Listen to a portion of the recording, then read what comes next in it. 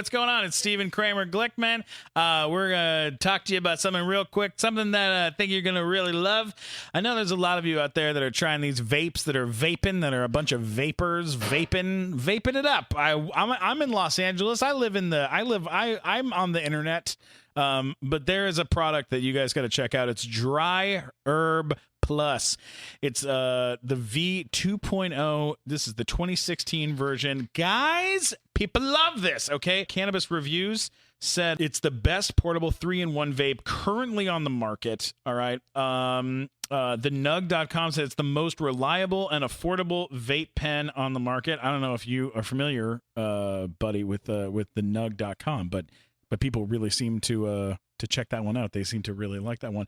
And here's the thing is, guys, it's $99.95 value, but today we're doing it for $79.95. Zero combustion, 3-in-1, no coil. Okay, what are we talking about here? The Dry Herb Plus V2.0 is the most anticipated vaporizer on the market. We've heard from people, and they have demanded a pure convection unibody vaporizer that can handle dry herb, oil, liquids, and wax with fixed temperatures. Okay, we're talking, and it's less than $80? What kind of craziness is that? All right, I mean, this is amazing. In addition, the Dry Herb Plus V2.0 is 8% smaller and 17% lighter than the 2014 version, and it can support inline micro USB charging. You can charge it at your computer and then just smoke away, Nano, smoke away. No one has ever done that. No one has ever done that in the history of Dota. That is true. No one's ever done that before. This is a huge, huge deal. How do you feel about it, supercomputer? All right. Well, the computer likes it too. All right. This is it's a big deal, guys. Let me tell you what the kit comes with. All right. This is awesome. The Dry Herb Plus V2.0 unibody vaporizer comes with rubberized mouthpiece with removable filter screen. Okay. Everybody wants one of those, right? Liquid wax drop-in cup, packing tool, built-in battery. How about a cleaning brush? You want one of those? Boom! Comes with it. Instructional manual, micro USB charging cable. And if that weren't enough, it comes with a 2-year warranty. My name is Jeff. So you gotta get one of those. All right. If you guys are listening right now, you can pick this thing up and get a 15% off coupon and free shipping if you spend more than $20. So use coupon code SKG15. That's SKG15, SKG15, and go to the website blackoutx.com. Blackoutx.com. We're talking about blackoutx.com. blackoutx.com. Psych! That's the wrong number!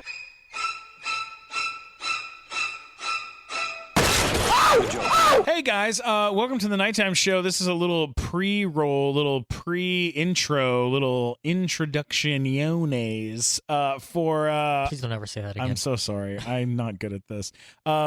This is a little intro for our dear friend's episode. This is Piotr Michael is on this episode.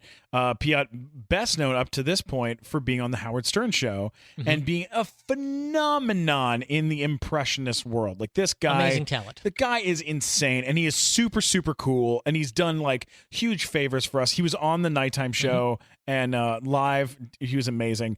But when we taped this episode, which was just a few weeks ago, Piotr had not yet been cast on his most recent and amazing, exciting thing, which we have to announce right now.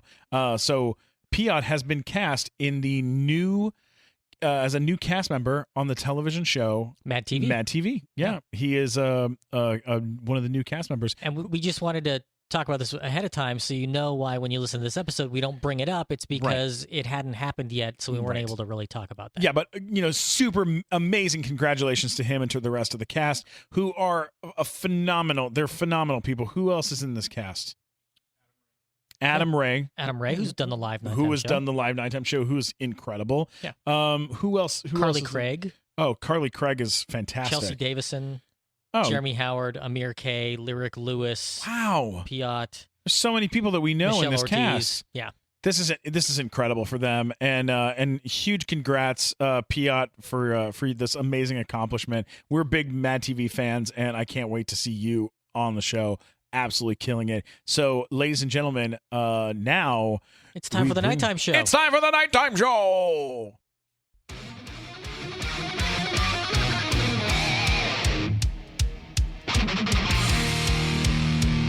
Ladies and gentlemen, welcome to the Nighttime Show.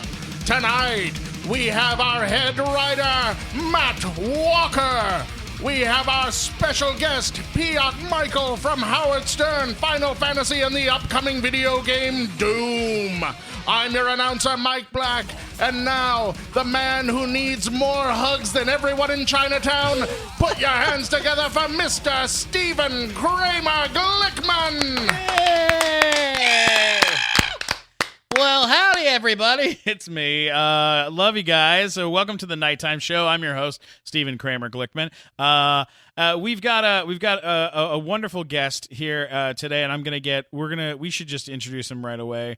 Mike, you did a terrific job. I love listening to him on Howard Stern. He does so many funny voices on that show. Oh yeah. Fake Arnold is legendary. Oh my God, it's unbelievable. I was just showing Sean from Sideshow Network the George Lucas thing that you did where he watches the trailer for the first time. It's absolutely incredible. It's so damn funny. You've been in movies. You've been in video games. You're a real a legend. Well, thank you. I love you, ladies and gentlemen. Piotr Michael, come on, give it up for him. Thank you very much. Here to rock the house. How are you, sir? What's going on? Good, man. Just busy with a lot of stuff. I do pretty much voiceover full time, and it's like on call. So they start from like 9:30 till sometimes 8 at night.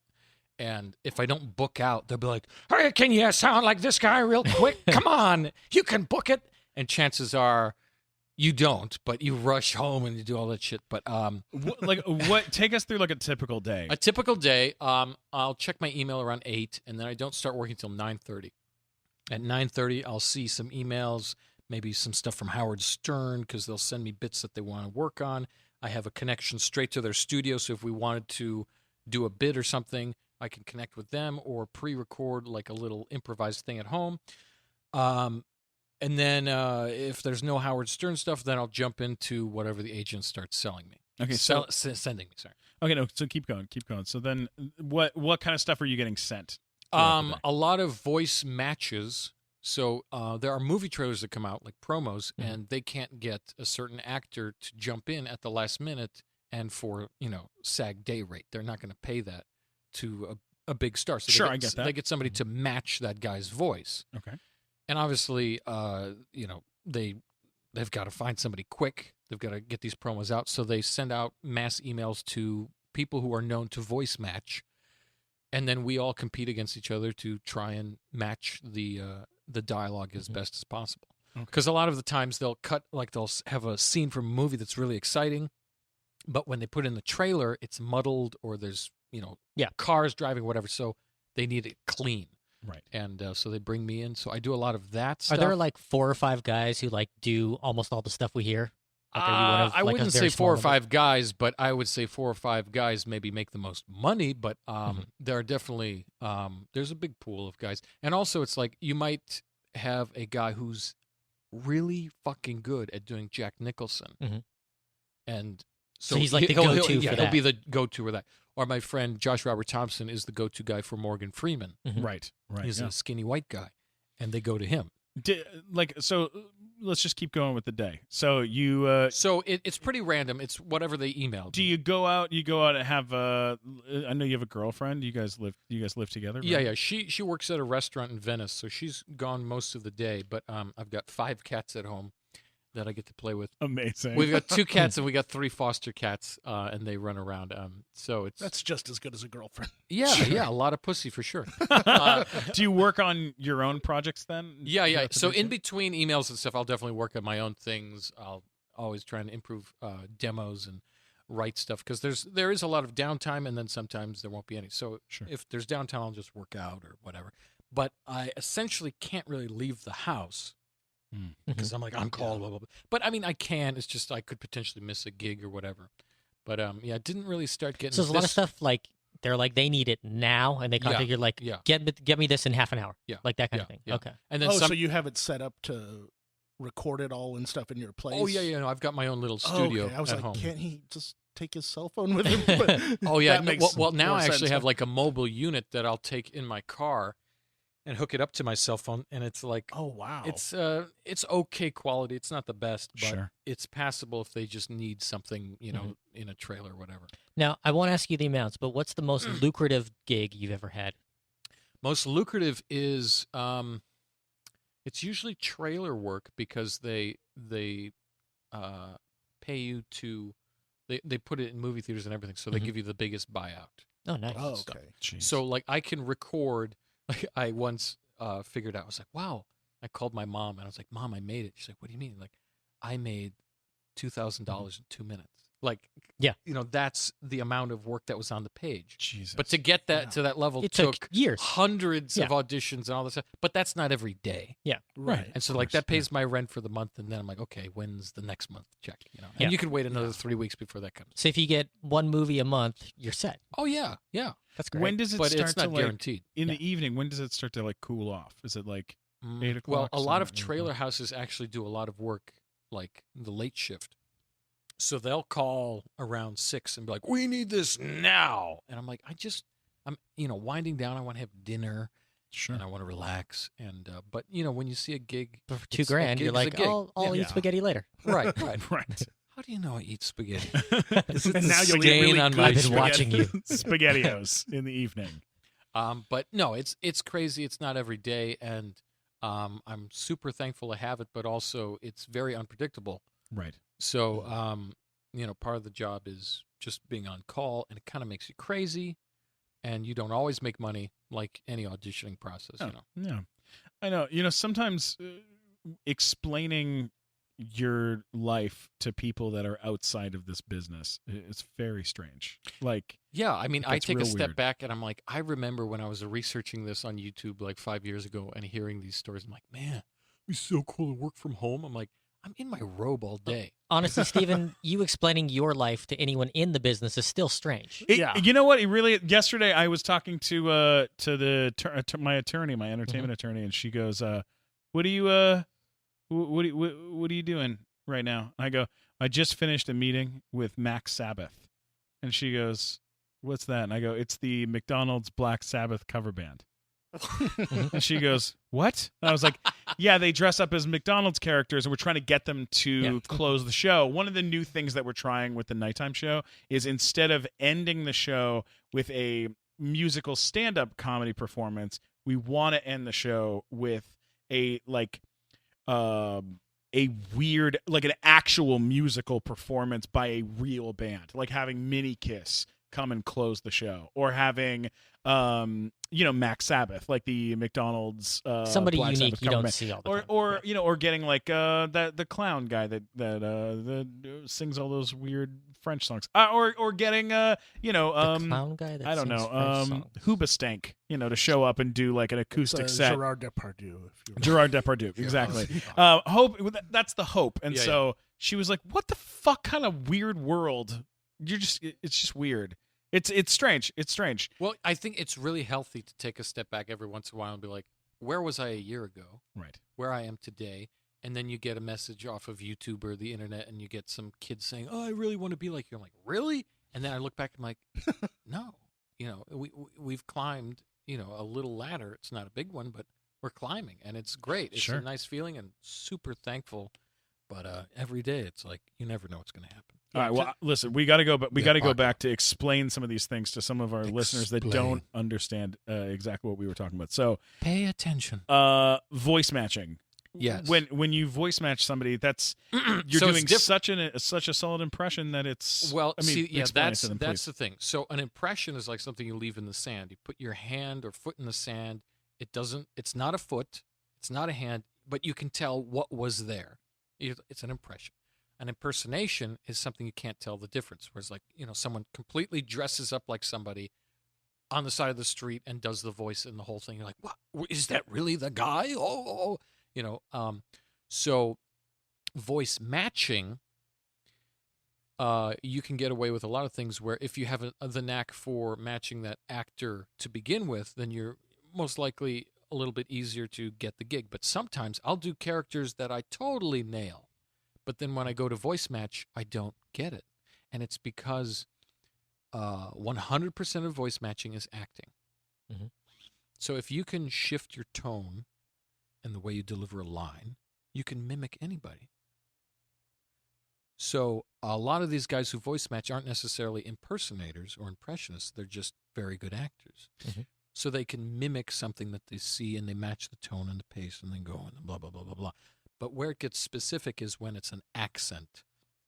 That's when you really have to have an ear for it and go into that. But doing impressions definitely help. Do you ever have issues where, like, you have to voice match someone and, like, they had a cold or something when they recorded it, so now you have to do not only them, but them with some sort of affect on the voice? Yeah. Sometimes I just did an audition for something. I don't even know. I shouldn't even say who it is because all this NDA stuff. But this actor had a tragedy, so he couldn't necessarily do this gig, but he was doing an accent on top of his normal voice, and his normal voice is very bizarre to begin with.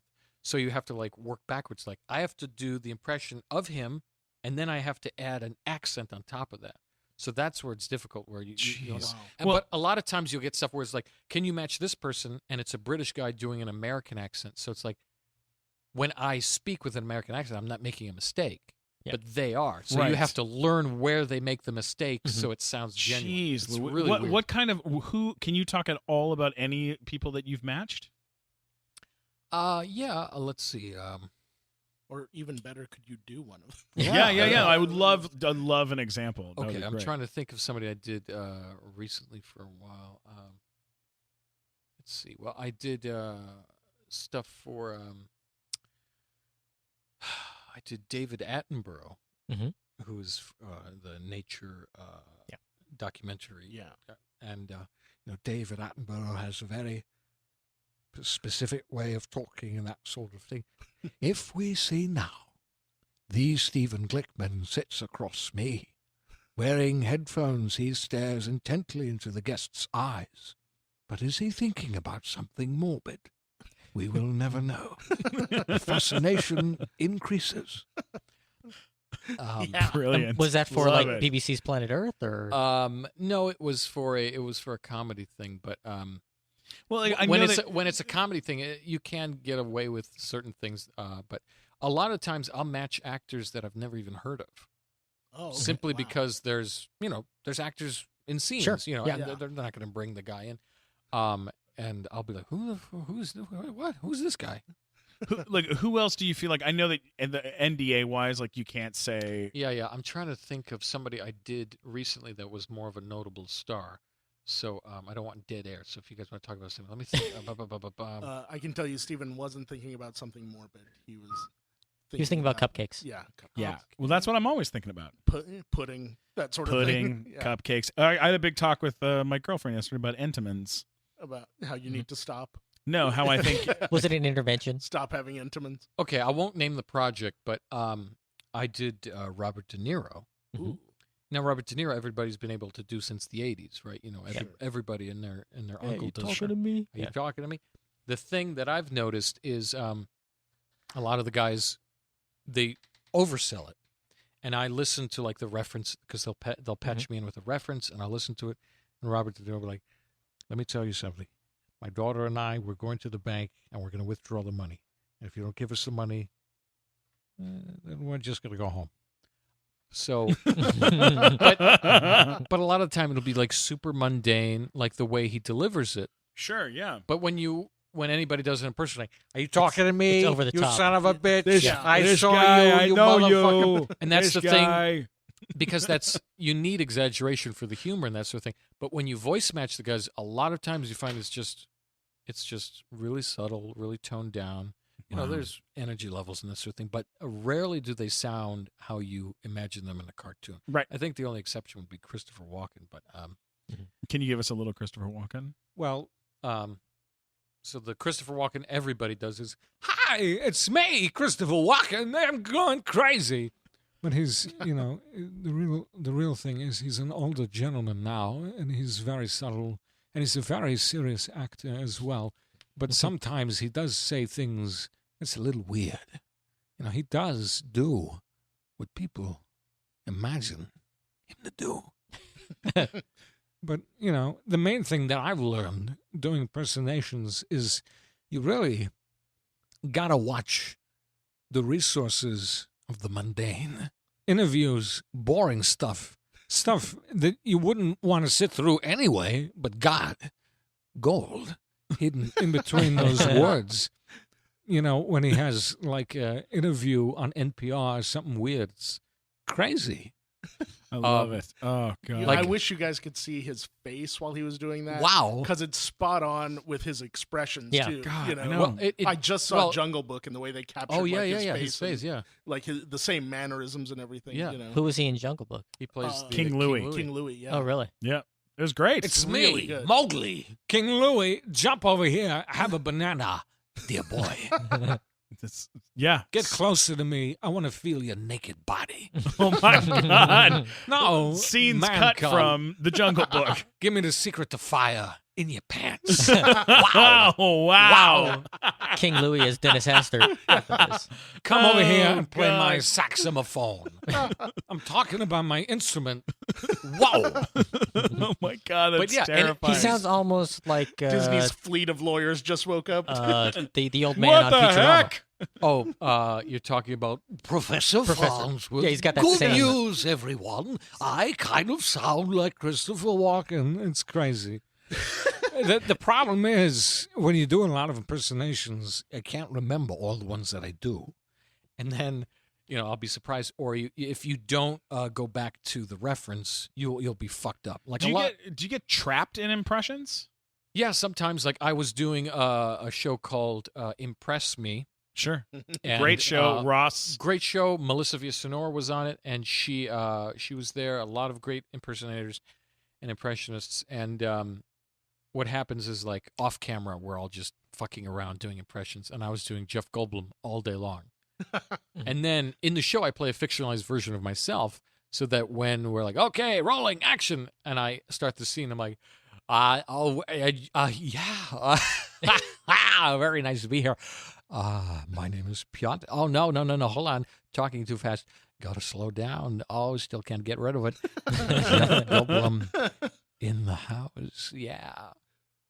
And a lot of times also with the work I do scratch, which is temporary voice recordings, so that eventually they will use the actual actor, but to edit a piece, they'll have me come in.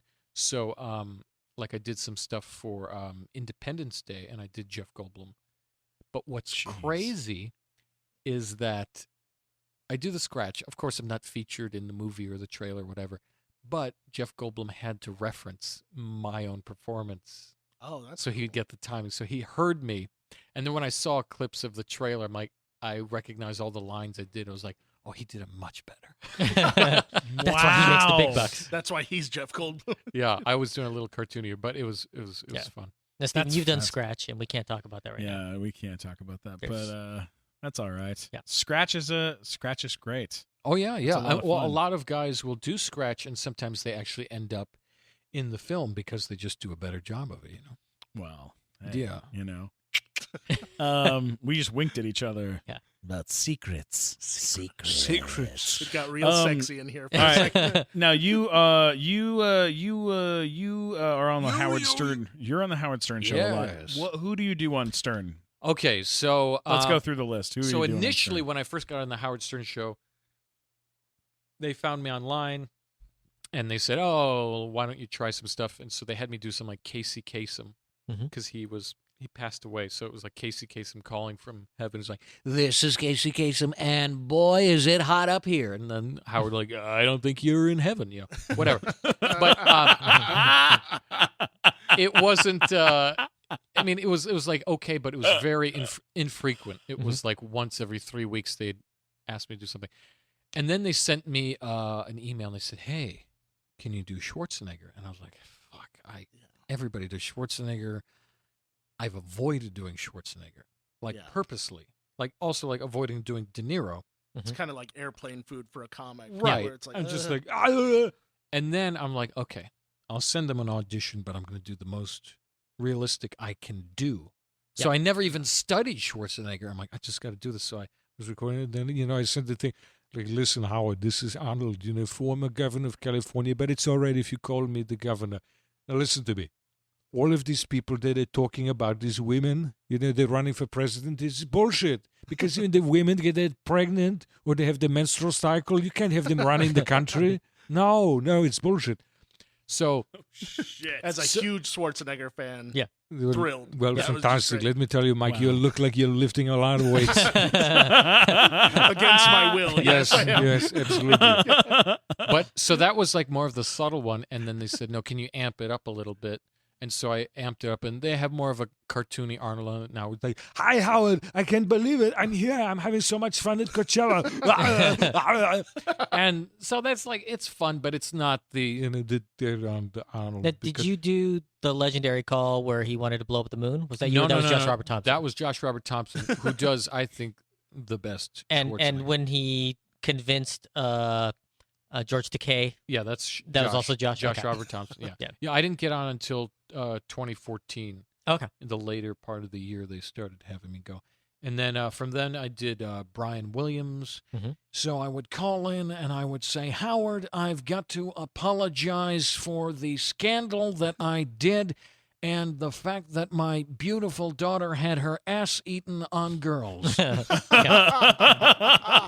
I known she would have gone for the part, I would have prepared with her.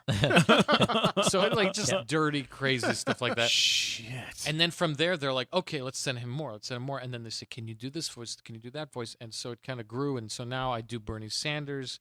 What's Bernie like?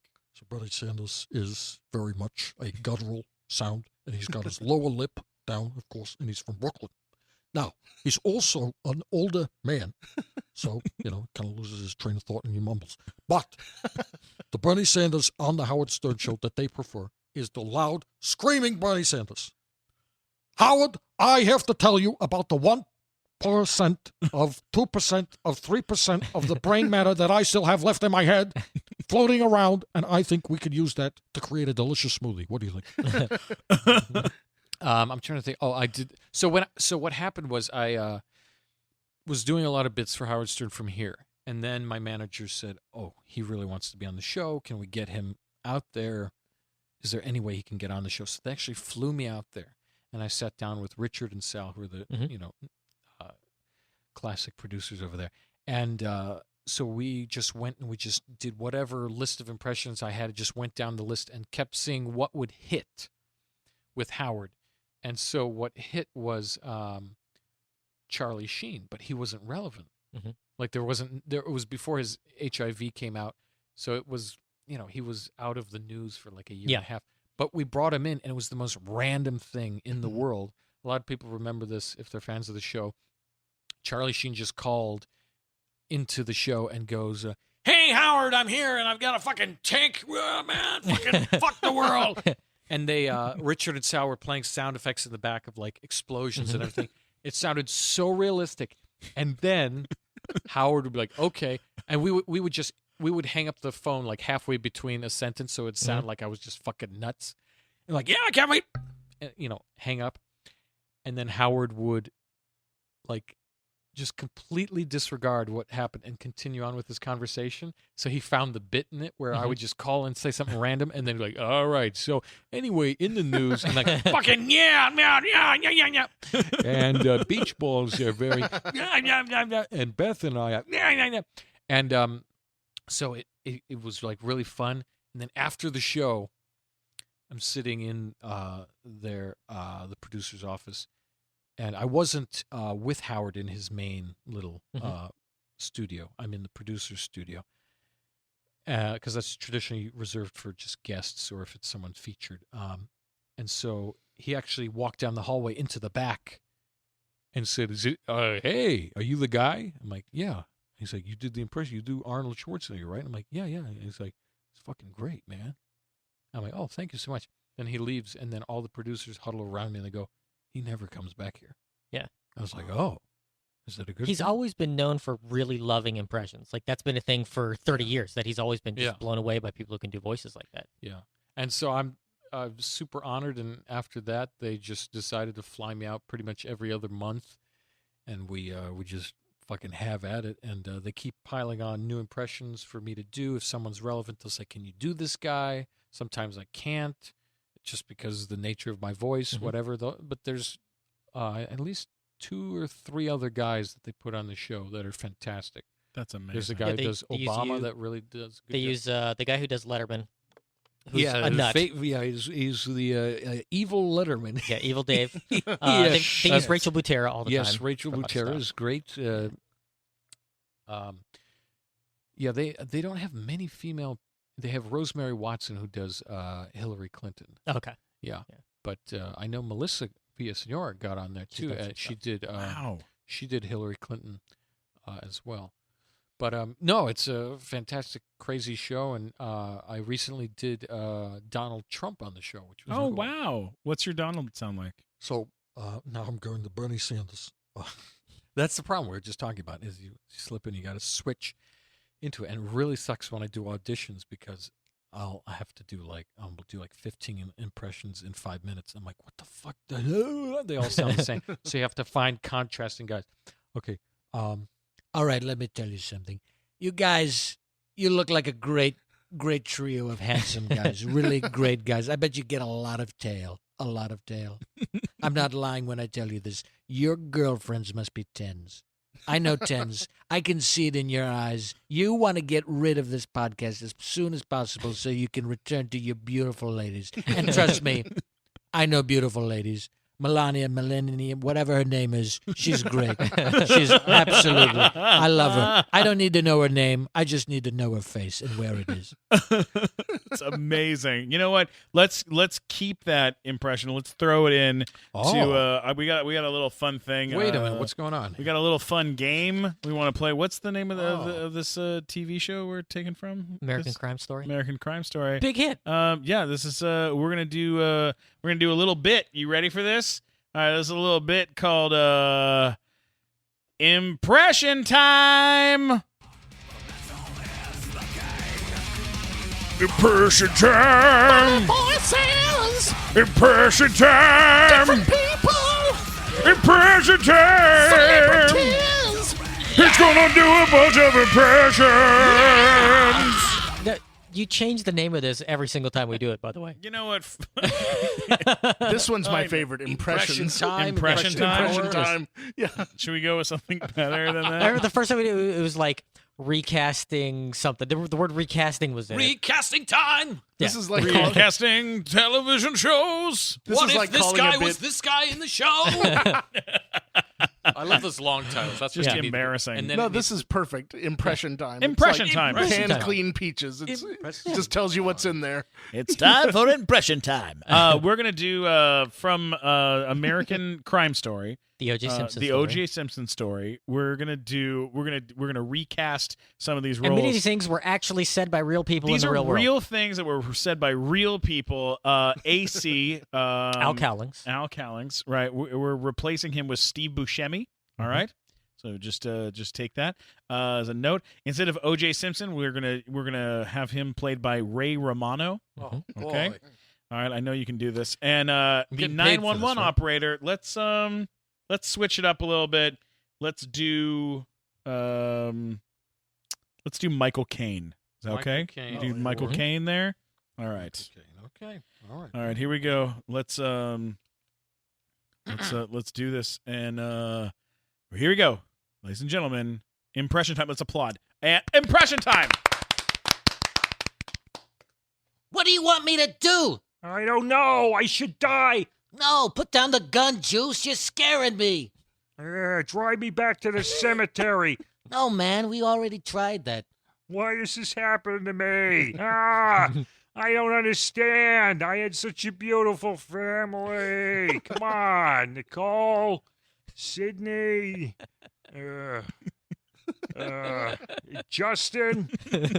You've still got the kids, all right? Think of the kids. Just take me home. I want to see Mama. I'll try, but damn, we got half the cops in California in pursuit. I don't know if they're gonna let us. This is 911. What is your emergency? This is AC. I have OJ in the car. Who is this? You know who I am, goddammit. AC. You tell those police to just back off. He's alive. He's got a gun to his head. Now, hold on a moment. Where are you? Is everyone else okay? What? No, what kind of stupid-ass question is that? Everything is terrible. Just clear the friggin' freeway. We're driving to Brentwood. Yes! Yeah. That's something we like to call impression time. Impression time! We did a bunch of impressions. It was really good. We really appreciate all the impressions. We enjoy the things that it's doing. Impression time! I'd like to point out that people actually do remember when that happened, Stephen. I know. Even though you told me nobody remembers. No, that was really great. Let's no, that was fantastic. You did That was an great. amazing job. Let's talk about some of your other impressions that you're doing, that you're working on. I've never heard you do Will Ferrell. I'm a huge Will Ferrell fan. I'd Okay, love to hear so you. Will Ferrell, I sort of do a better one of him yelling, but so it started me learning to do his yelling one. But he was like, "Hey guys, Will Ferrell here. Oh man, excited to be here at the Improv. I fucking hate the Improv. The Improv ruined my life." And he always sounds that's like out of basically- breath. Yeah. Oh, hey, this is great. I'm an elf. I am an elf. I love being an elf. I made millions of fucking dollars. Really, seriously, I did. God, that's So fantastic. I love that one. But that one's a very cartoony one. I like that one. How about Leonard Nimoy? Matt Walker, huge Star Trek fan. You got a little Leonard Nimoy for us? Yes, of course. Now, Matt, you do know that I'm reaching to you now from the great beyond. And I have great news. The great beyond is within your reach. You should change your diet, and you'll probably live a little longer. You'll live long and prosper. This is Leonard Nimoy from the great beyond. To USA, peace and long life. How about Morgan? Can you do Morgan Freeman talking about how incredible Fireball whiskey is? Well, let me see. Fireball whiskey. Yes, I remember Fireball whiskey. That's the crazy shit that tastes like cinnamon gum. You know that crazy Trident cinnamon gum that we'd always get stuck under the car seat or the bus, whatever the fuck. When you get hungry and you chew on that shit, burns your tongue. Well, some asshole decided, hey, there's some fucking idiots out there who might enjoy some cinnamon in their drink, so fuck them. Let's see how far we can push this shit. The first time I had myself a fucking Fireball, let me tell you, it didn't taste like a Fireball. It tasted like a rotten cinnamon gun drink. Fucking bullshit. Let me tell you, I am not happy, and neither is Andy Dufresne. Can you do? I'm sorry, just for fun. Can you do Charlie Sheen talking about how much he loves Fireball whiskey? Dude, fucking Fireball whiskey. Yeah, dude. You're winning when you drink that shit. You know what's better than Fireball whiskey? More Fireball whiskey. I got Fireball whiskey in my veins, dude. I used to have tiger blood. Now I just sip on Fireball whiskey. Oh, pow. So good. I don't know what Morgan's talking about. He probably, he's probably got a weak stomach. Not like me. I'm a fucking winner. Yeah. Winner, Fireball dinner. Greatest ever. Okay, what about can you do a little John Malkovich for us? Well, John Malkovich is me. Absolutely the best drink you can have is a Fireball. I have to say that it really soothes and coats the throat, and you can drink it straight as a shot, or you can drink it with the mixer, but I like to chug the entire bottle so that I become one with the fireball. That's absolutely terrifying. Will you do Harrison Ford for us? Oh, man. I don't know, you guys. This is about as excited as I'm going to get. Fireball whiskey, huh? You think I can use it as an enema? Maybe that'll wake me up. It's probably what Kylo Ren was drinking when he shot you. Oh, fuck that guy. It was in my contract 30 years ago that I would die, and fucking George kept me alive. I love your George Lucas. Will you just do a little George Lucas for us, just so we can? Everybody was, big fan of Han Solo, and I thought, hey, Harrison, you're a star. We got to keep you alive, and he wasn't having it. So we actually had a stand-in, and we put some prosthetics, pretty good special effects at the time. But Return of the Jedi, there's a deleted scene where we kill Han Solo, but of course, fuck Harrison. Can you do I know you're working on Spielberg. Can we get a little Spielberg? Let me get into a little bit. Children. I'm doing too much Leonard Nimoy. Right. Okay. Children is right. Steven Spielberg is a little bit like this. He's got almost like a bilateral lisp. Is very interesting, and all of his movies either are about children or Auschwitz. And I'm so excited because my movie coming out this summer is the BFG, the Big Friendly Giant. But when I read the script, I was shocked to find it had nothing to do with the Jews or the Holocaust. But I made it just the same. Now, are you learning that for Stern? No. Really? That's just for fun. When they find out, they're going to have a field day. Well, the thing is, like some people will know who Spielberg is. Spielberg. Spielberg. Oh, look at that. That turned into Mel Blanc. Spielberg. I love that guy. He's great. Best Mel Brooks ever. Yeah. Wow. What it is. It's weird because some people will respond to that if they know what he sounds like. But he's an odd duck. So the context has to be funny in order for it to work. Yeah, I mean, like someone like Bryan Cranston, everybody knows Bryan Cranston because of Breaking Bad. You can pull out a Bryan Cranston, do Bryan Cranston doing almost anything. Right. Like you do Bryan. Right? Jesse, I have to tell you, I am not happy with your performance. Yesterday, you made blue meth that just didn't work. Jesse, what is my name? Because I honestly forgot. Yo, dude, it's like, your name is Mr. Sparkles. I don't recall my name being Mr. Sparkles. Jesse, are you lying to me? Yo, dude, I wouldn't lie to you. I mean, come on. Your name is Mr. Sparkles. Don't you remember that? I'll take your word for it, Jesse. But if you lie to me, I will disown you. You don't even own me, so fuck off. It's one of my favorite impressions that you do, and I'm like, it has stuck with me forever. And like, I would love it if you would do it and like tell people that they should subscribe to the show. I know that's kind of a lot to ask, but would you do that for us? This show. Right? Wait, what is it called again? The show's called The Nighttime Show. The Nighttime Show podcast. Yeah. Will you tell as my favorite Sir Ian McKellen? Yes, of course. Dear friends, it is vitally important that you subscribe to The Nighttime Show with your host, Stephen Kramer Glickman. It is vitally important. Do what must be done.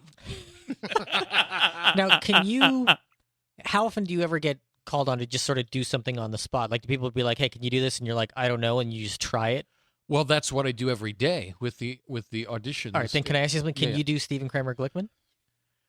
I don't think so. I Say something, Stephen. Oh, hey guys, how's it going? It's me. It's kind of nasally. Oh, hey guys, how's it going? It's me. It's not bad. Yeah, it's pretty damn close. Yeah, it's nasally, but we almost don't need you anymore. That's what I'm trying to do. Goodbye, Stephen.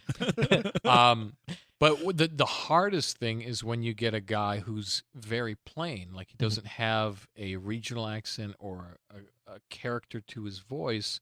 A generic white person. Right. So like Matt Walker. I'm somewhat a high-pitched voice, right? No, So, you're almost, like close to Steve Buscemi almost. a little. I get that. Yeah. Yeah. You do. I mean, you do guys like Jeff Bridges. I don't know anybody that does Jeff Bridges. Well, man, because nobody smokes enough pot to do it, man. I mean, really, the only reason nobody does it is because when they attempt to do it, they pass out. See, the secret is have a few, like an edible or something, and then walk around the house and put some marbles in your mouth, and that's how you talk, man. No, that one came randomly. I don't even know how I did Jeff Bridges, but that's how sometimes impressions, they'll just like suddenly come, or I'll be like, oh, I could never do that impression, and then suddenly I'll wake up and it just clicks for some reason. Like my brain synapses just rewire, and I wake up, I'm like, I can do it. What the fuck? Do you remember the first impression that you did when you were a kid or when you were growing up?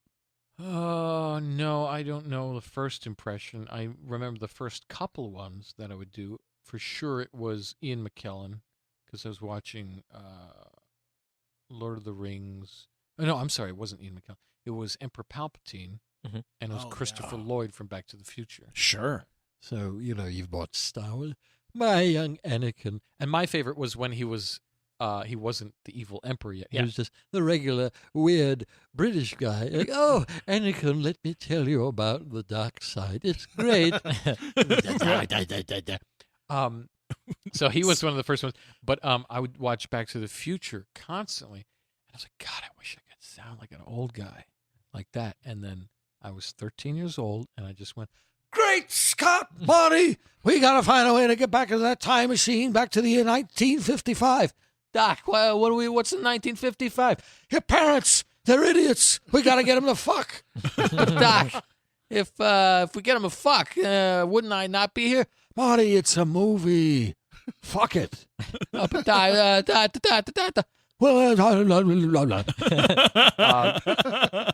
did like. I wish the movie had done that. They just like the space-time continuum fucks up. But what I was going to say is one impression leads to another. So Christopher Lloyd and Emperor Palpatine were the first guys. So Christopher Lloyd, I'm like playing around with him so much. Then Lord of the Rings came out, and Great Scott, Marty, I gotta go. Let's go to Mordor. And suddenly we add a British accent and turn it down a little bit, and you've got Ian McKellen. Mm-hmm. But of course, in the beginning, it sounded more like Christopher Lloyd. But over time, I get more subtle and stuff. But those little bridges enter, and I can access some voice, and I just have to work on it. Like Steve Buscemi came from me doing Austin Powers, which was an obnoxious impression everybody did. Like, yeah, baby. Ooh, really, really shaggy carpet. You should probably trim it, baby. Yes. Oh, I stubbed my toe. So I would do Austin Powers, but he was so fun to do when you're by yourself because he's fucking nuts. Oh, yeah. And then, so I would do him in the shower just because the acoustics sounded nice. And I'm like, what would he sound like without a British accent? Because I'm like, I want to try and sound like Mike Myers because I was trying to do Shrek. I'm like, yeah, donkey, come over here. Yeah, I'll get in my belly. It's like, that's just fat bastard. Mm-hmm. Yeah. And I'm like, well, if I do Mike Myers, if I can get, I was like, I want to learn how to do Mike Myers. And I was toning down the voice of Austin Powers. I'm like, yeah, baby, very shagadelic, baby. Yeah, grr, very grr. This is an American version of Austin Powers. I'm like, that kind of sounded like Steve Buscemi for a second. Mm-hmm. Yeah. What do I need to do to improve that? I'm like, well, he's got more of a pronounced teeth, so he's got some teeth, and he's got a little bit more higher pitch. So, yeah, baby, grr, very grr, yeah, and that's Steve Buscemi right there. Ooh, baby, yeah, I'm very shagadelic. Hey, you know what would be cool? If you and me get to a pad and we can, shag. You're not funny, baby. It just doesn't work. So, like, as a kid, you didn't really develop this until you were in your teens? I think I didn't focus on it until I was in my teens. Because we had Craig Gass on the show. Yeah. And he talked about the reason that he can do voices is because His he was parents. raised by deaf parents and he And- watched TV, and that's how he learned to talk. Like when I was a kid, the first two impressions I ever learned were my dad used to do a shitty impression of Kermit the Frog. Yeah. and so I was like, I heard him do it, and so then I'd watch Muppet Show, and then I'd be like, hi, how are you? It's me, Kermit the Frog here. And then I was like, oh, no, I can... Hey, are you making fun of me, you Hey. asshole? Oh, I'm very sorry about that. See, Steven didn't have deaf parents. He had parents who wished they were deaf. Right. But then because I played the piano, I Yeah. was like, I learned Rainbow Connection. So then I'd play Rainbow Connection and I'd sing, why are there so many? And I like try to figure out the keys and the shit. And then the other one was I tried to learn Jean-Luc Picard to learn Patrick Stewart on just because that was such a great, cool voice, and it was on TV all the time, and you could just sit there and watch it and try to learn him. So, Earl Grey tea, hot. He was so great. I watched 2 episodes of that today. Did you really? Yeah. I love that Star show. Trek nerd. He really is. Look, we gotta wrap up. Oh my but, God! Well, what else do you want before you cry yourself to sleep? Is there anybody else that you're working on that you'd like to do for us? I mean, we got so many. Who's the most wonderful- obscure one that you do? Oh, that's a good question. Yeah. Well, for a while it was Steve Buscemi. Like I'd go into clubs and people were like, "What the? I know that guy, but not really." I'm trying to think now. I've kind of shied away from doing obscure ones, but one that I loved doing all the time was Vincent Price. Mm-hmm. He's not really obscure. He's just out of his relevancy. yeah. You know? But of course, Vincent Price is a very eloquent sounding voice. He may be gay, and it was actually revealed that he was bisexual, so he had a certain way of approaching things, that's for sure. Darkness falls across the land.